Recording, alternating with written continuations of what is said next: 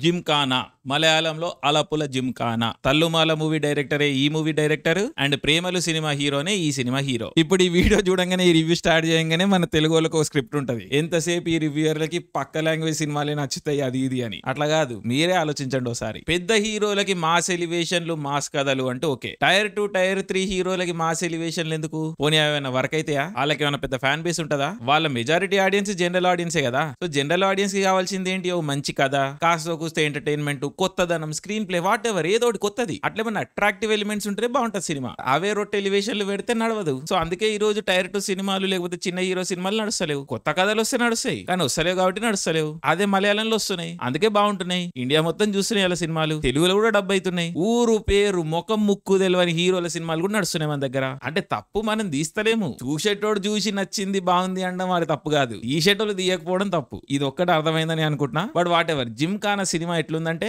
బాగుంది, గుడ్. తల్లుమాల లాగా extremely experimental cinema అయితే కాదు జిమ్ఖానా. ఒక youth centric cute cinema. Same Mallu vibe. పెద్ద హెవీ డైలాగులు, సీన్లు, స్క్రీన్ ప్లే ఇలాంటివి ఏమి ఉండవు. 12th ఫెయిల్ అయ్యి అల్లరి చిల్లరగా తిరిగే ఒక యూత్ బ్యాచ్, వాళ్ళందరూ బాక్సింగ్ డిస్కవర్ చేసి అక్కడ నుంచి ఎటు పోయిర్రు అన్నదే కథ. అగైన్ పెద్ద కాంప్లికేటెడ్ కథ ఏం కాదు, ఒక వైబ్ లో పోతా ఉంటది. అంటే బేసిక్ క్యారెక్టర్లు ఉంటే హ్యూమరస్ సిచ్యువేషన్స్, ఆ లవ్ స్టోరీలు, ఆ ఫెయిల్యూర్లు, ఇంట్లో ప్రెషర్, ఫ్యూచర్ పట్ల యాంగ్జైటీ, ఇలాంటి మంచి రిలేటబుల్ థీమ్స్ తోనే వెళ్తా ఉంటది movie. Standard Mallu vibe cinema కాబట్టి మల్లు లాగా అనేది సర్వసాధారణం. బట్ పర్లేదు, అది ఎక్కువసేపు ఉండదు. ఎప్పటికప్పుడు క్యూట్ మూమెంట్లు వస్తా ఉంటాయి, చిన్న చిన్న డ్రామా వస్తా ఉంటది. అండ్ తల్లుమాల డైరెక్టర్ కాబట్టి మనం స్టైలిష్ మేకింగ్, యాక్షన్ ఎక్స్పెక్ట్ చేయొచ్చు. అండ్ ఆ రెండు ఉంటాయి జిమ్ఖానా సినిమాలో కూడా. స్టైలిష్ ఉంటది, మస్తు ఉంటది సినిమా. అందరు యాక్టర్లు చూడడానికి బాగుంటారు, రోల్స్ కి సెట్ అవుతారు. బాక్సింగ్ బేస్డ్ మూవీ, సో అందరూ ఫిజికల్ గా ట్రాన్స్ఫార్మ్ అవుతారు, కానీ షో ఆఫ్ చేయరు. కరెక్ట్ ఉంటది, అట్లా అట్లా కనిపిస్తుంటది. సో చాలా విషయాలు చాలా సటిల్ గా చూపించారు, but at the same time stylish గా కూడా చూపించారు. మస్తు కూల్ ఉంటది, వైబ్ ఉంటది సినిమా. ఎస్పెషల్లీ విజువల్లీ, అంటే యాక్టర్స్ వేసుకున్న బట్టలు, వాళ్ళ బాడీ లాంగ్వేజ్, మాట్లాడే విధానము,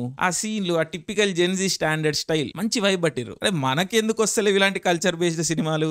యూత్ అంటే ఇట్లానే ఉండాలి కదా. అమ్మాయిలు కాలేజీలో ఫెయిల్ అవ్వడు, చదువుడు, పాస్ అవ్వడు, అదే అప్పుడే స్పోర్ట్స్ నేర్చుకుంటా, బాక్సింగ్, ఇట్లా ఉంటారు కదా యూత్ అంటే. ఇలాంటి సినిమాలు ఎందుకు రావు మనకి?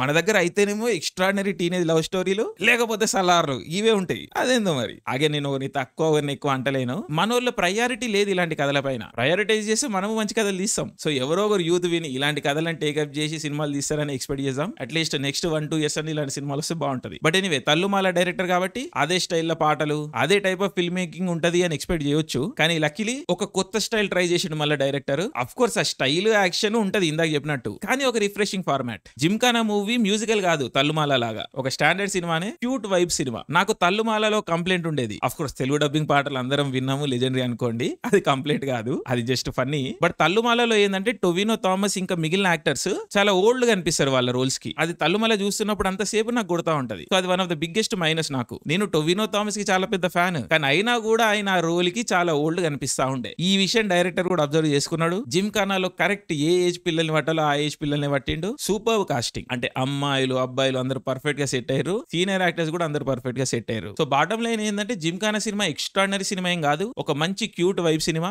ఉన్నంతసేపు మజా వస్తుంది అండ్ చాలా రిలేటబుల్ ఉంటది. ఆ యాంగ్జైటీ, ఆ ఫ్యూచర్ పట్ల యాంగ్జైటీ, పిల్లలు ఎటు పోతుర్రు, ఇలాంటి భయాలు పేరెంట్స్ కు ఉంటే సో వాళ్ళు పిల్లల మీద ప్రెషర్ పెడతా ఉంటారు. అండ్ నేచురల్లీ పిల్లలు కూడా రియాక్ట్ అవుతుంటారు, దానికి తోడు అల్లరి చిల్లర పనులు చేస్తా ఉంటారు. ఇవన్నీ చాలా hard core themes. So 7G zone లో కూడా వెళ్ళొచ్చు సినిమా, కానీ లక్కీలీ వెళ్ళదు. లైట్ హార్టెడ్ గానే పెడుతుంది, కానీ హిట్ అయ్యే దగ్గర హిట్ అవుతుంది. సో మొన్ననే ఇంటర్ రిజల్ట్స్ వచ్చినాయి, లక్కీలీ చాలా మంది పేపర్లు ఎగిరినాయి. చాలా బాధాకరమైన విషయమే, బట్ ఇట్స్ ఓకే. మన రామ్ పోతినేని మనకి inspiration, so it's okay. So 12th fail అయిన వాళ్ళందరూ టైమ్లీగా వచ్చిన జిమ్ఖానా సినిమా చూడండి. 12th పాస్ అయిన వాళ్ళు కూడా చూడండి, అందరూ చూడండి. వైబ్ ఉన్న సినిమా, మజా వస్తాయి, టైం పాస్, రిలేట్ అయ్యే కాడికి అవుతారు, ఎంజాయ్ చేసే కాడికి చేస్తారు. నాలాంటి వాళ్ళు ఫిల్మ్ మేకింగ్ ని అప్రిషియేట్ చేస్తారు. సో ఓవరాల్ పోయేదేం లేదు. సో సమ్మర్ హీట్ లో కూల్ సినిమా చూడండి, జిమ్ఖానా, అదే అలపుల జిమ్ఖానా. థ్యాంక్ యూ, జై హింద్.